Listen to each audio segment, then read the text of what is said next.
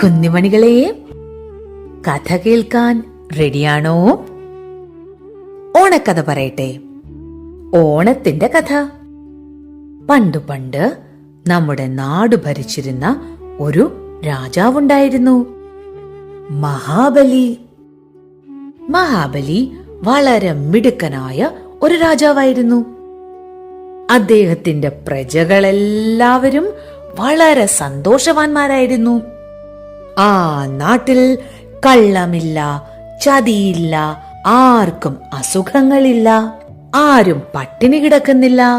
എല്ലാവരും സന്തോഷത്തോടും സമാധാനത്തോടും കൂടി മഹാബലി ചക്രവർത്തിയുടെ നാട്ടിൽ ജീവിച്ചു പോന്നു. ഓരോ ദിവസം കഴിയുന്തോറും മഹാബലിയുടെ പ്രശസ്തി, അദ്ദേഹത്തിന്റെ കീർത്തി കൂടുതൽ കൂടുതൽ ഇടങ്ങളിലേക്ക് എത്തിക്കൊണ്ടേയിരുന്നു. എല്ലാ നാടുകളും കീഴടക്കി കഴിഞ്ഞപ്പോൾ ഇനി ദേവലോകം കൂടി എന്റെ നാടായി മാറണം എന്ന് തീരുമാനിച്ച് ദേവലോകത്ത് ചെന്ന് ദേവന്മാരെ തോൽപ്പിച്ച് ദേവലോകം പിടിച്ചെടുത്തു. ദേവന്മാർക്ക് എല്ലാവർക്കും വലിയ സങ്കടമായി. അതിനേക്കാളും സങ്കടമായി അവരുടെ അമ്മ അതിഥിക്ക്. അതിഥി നേരെ പോയി വൈകുണ്ഠത്തിലെത്തി മഹാവിഷ്ണുവിനെ കണ്ടു.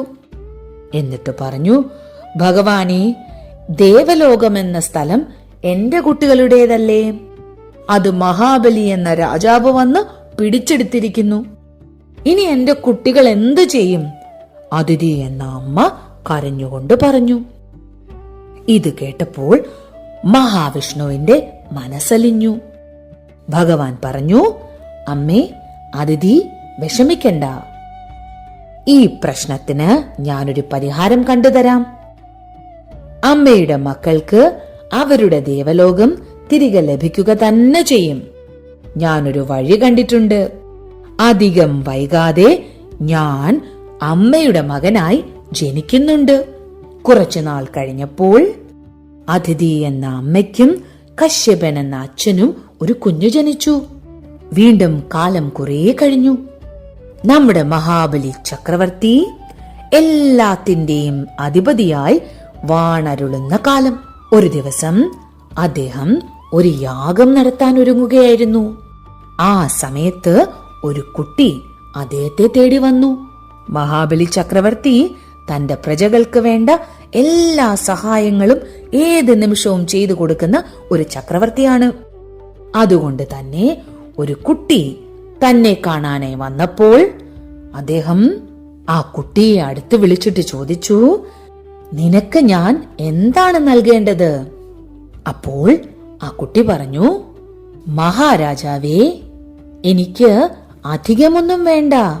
എനിക്ക് കുറച്ച് മണ്ണ് തരണം. എത്ര മണ്ണ് വേണം നിനക്ക്?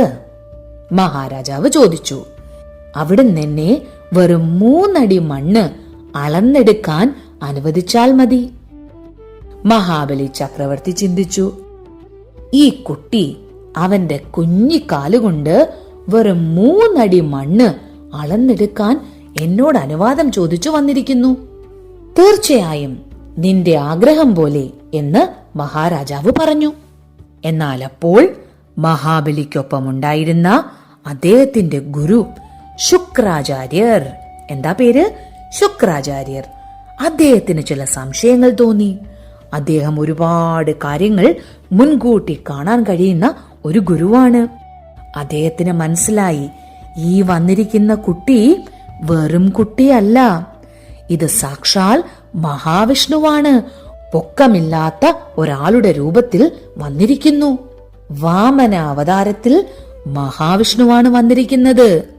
ഈ കുട്ടിയെ 3 അടി അളക്കാൻ സമ്മതിച്ചാൽ മഹാബലി ഇതോടുകൂടി ഇല്ലാതാകും. ശുക്രാചാര്യർക്ക് കാര്യം മനസ്സിലായി. അദ്ദേഹം പെട്ടെന്ന് തന്നെ മഹാബലിയോട് പറഞ്ഞു, മഹാരാജാവേ, ഈ കുട്ടിയുടെ ആഗ്രഹം സാധിച്ചു കൊടുക്കരുത്. അത് അങ്ങേക്ക് നല്ലതിനല്ല. എന്നാൽ മഹാബലി വളരെ ആദർശവാനായ ഒരു മഹാരാജാവായിരുന്നു. അദ്ദേഹം തന്റെ ഗുരുവായ ശുക്രാചാര്യരോട് പറഞ്ഞു, അങ്ങനെയല്ല, ഞാൻ ആ കുട്ടിക്ക് വാക്കുകൊടുത്തു. ആ വാക്ക് പാലിക്കുക തന്നെ വേണം. എന്നിട്ട് അദ്ദേഹം അദ്ദേഹത്തിന്റെ മഹാറാണിയോട് പറഞ്ഞു, കുറച്ചു വെള്ളവുമായി വരൂ. മഹാറാണി വെള്ളവുമായി വന്നു. മഹാബലി ചക്രവർത്തി ആ വെള്ളം കൊണ്ട് ആ കുട്ടിയുടെ കാൽ കഴുകി. എന്നിട്ട് പറഞ്ഞു, നിനക്ക് വേണ്ട മണ്ണ് അളന്നെടുത്തുകൊള്ളൂ. ആ നിമിഷത്തിൽ ആ കൊച്ചുകുട്ടി വളരാൻ തുടങ്ങി. വളർന്നു വളർന്ന് വളർന്ന് ആകാശം മുട്ടെ വളർന്നു. ഇത് കണ്ട് എല്ലാവരും അത്ഭുതത്തോടെ ഭയന്നു നിന്നു. ഇതെന്താണ് സംഭവിച്ചിരിക്കുന്നത്? ശുക്രാചാര്യർ പറഞ്ഞത് സത്യമാണെന്ന് മഹാബലി ചക്രവർത്തിക്കും മനസ്സിലായി. ആകാശം മുട്ടെ വളർന്ന വാമനൻ തന്റെ ആദ്യത്തെ കാലടി വച്ചു. അളന്നു. ഭൂമി മുഴുവനും അളന്നു. രണ്ടാമത്തെ കാലടി വച്ചപ്പോൾ ആകാശവും അളന്നു കഴിഞ്ഞു. ഇനി മൂന്നാമത്തെ കാലടി ഞാൻ എവിടെ വെക്കണം പ്രഭോ? ആകാശം മുട്ടെ വളർന്നു നിൽക്കുന്ന വാമനൻ മഹാബലിയോട് ചോദിച്ചു. മഹാബലി തന്റെ 2 കൈകളും കൂപ്പി ആകാശം മുട്ടെ വളർന്നു നിൽക്കുന്ന വാമനനോട്, തന്റെ മുന്നിൽ ഭിക്ഷ ചോദിച്ചു വന്ന കുട്ടിയോട്, സാക്ഷാൽ മഹാവിഷ്ണുവിനോട് പറഞ്ഞു, മൂന്നാമത്തെ അടി എന്റെ തലയിൽ വയ്ക്കുക. വാമനന് ശരിക്കും മഹാബലിയെ ഇഷ്ടമായി. മഹാബലിക്ക് വേണമെങ്കിൽ വാക്കു പാലിക്കാതിരിക്കാമായിരുന്നു. പക്ഷെ അദ്ദേഹം അത് ചെയ്തില്ല. വാക്കു പാലിച്ചാൽ പലതും നഷ്ടമായേക്കാമെന്ന് അദ്ദേഹത്തിന്റെ ഗുരു പറഞ്ഞിട്ട് പോലും താൻ കൊടുത്ത വാക്കിൽ നിന്ന് പിന്നോട്ടു പോകാൻ മഹാബലി തയ്യാറായില്ല. വാമന രൂപത്തിലെത്തിയ മഹാവിഷ്ണു എന്തു ചെയ്തെന്നോ? മൂന്നാമത്തെ കാലടി മഹാബലിയുടെ തലയിൽ വച്ചു. എന്നിട്ട് അദ്ദേഹത്തോട് പറഞ്ഞു, മഹാബലി, നിങ്ങൾ വളരെ മിടുക്കനും നല്ലവനുമായ ഒരു രാജാവാണ്. ഞാൻ നിങ്ങളെ മറ്റൊരിടത്തേക്ക് അയക്കുന്നു, പാതാളത്തിലേക്ക്. പാതാളത്തിൽ ദേവലോകത്തെ പോലെ തന്നെ സമ്പൽ സമൃദ്ധമായ ഒരിടമുണ്ട്. അതായിരിക്കും ഇനി മുതൽ നിങ്ങളുടെ രാജധാനി. അവിടെ നിന്ന് നിങ്ങളെ പുറത്താക്കാൻ ഒരിക്കലും ആരും വരില്ല. പിന്നെ നിങ്ങളുടെ ഇപ്പോഴത്തെ നാട് കേരളം, എനിക്കറിയാം ഇവിടുത്തെ പ്രജകളെ നിങ്ങൾക്ക് വളരെ ഇഷ്ടമാണ്.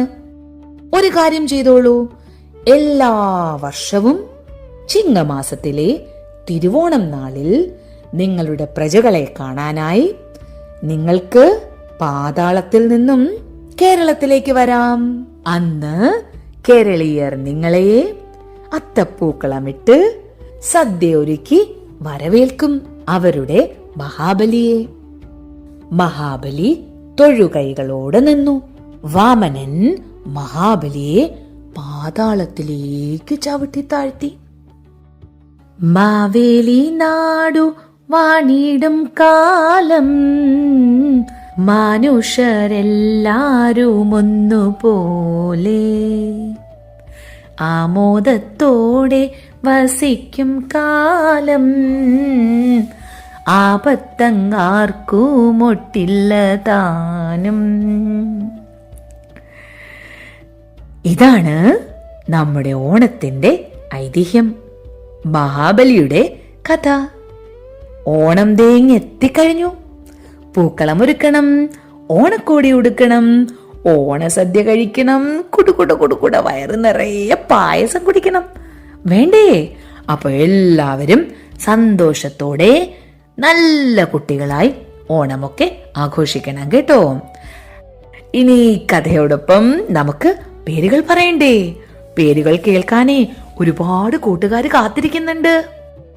ആല Mehfooza, Charles Abhinav, Sayanth Nivin, Tiham Quais, Naiha Miral, Vaishnavi Chinnu, Athmika K P, Adik K P, Abhinav Prashanth, Devika Prashanth, Ivan Adam, Lesin Aluf, Srishti P, Devarsh Ajith Chandrababu, Anvika Ajesh, Sarangi K B, Shravan K K, Sreenanda K K, Adinath, Josh Sibi, Aryan M, Rudransh Balram, Hard S Siddharth, Ronan Philip Jacob, Sara Arun, Advik M, Vasudev Vineeth,